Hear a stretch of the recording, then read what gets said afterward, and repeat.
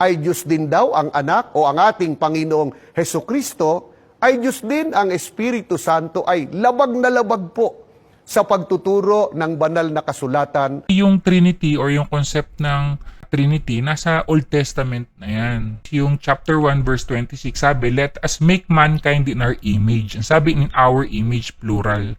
Ngayon, another thing, no? Sa John 1:1, in the beginning was the Word. So, in the beginning, again, simula pa lang, creation pa lang, there was the Word. And the Word was with God, kasama ng Diyos, and the Word was God. At yung Word ay ang Diyos. So, sino ba yung Word na yun?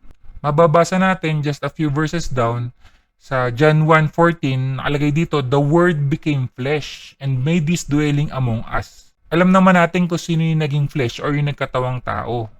No other than Jesus Christ, di ba? Another verse in the Bible is Matthew 28:19. Sabi dito, therefore go and make disciples of all nations, baptizing them in the name of the Father and of the Son and of the Holy Spirit. Baptizing them in the name. Singular name, isang pangalan lang. Pero ang binanggit, name of the Father and of the Son and of the Holy Spirit. Dito pa lang may idea na sila na pwedeng magkaroon ng plurality in one. Actually, marami pa yan, no? Yung ibang verses na mababasa mo yung Trinity, basahin nyo na lang.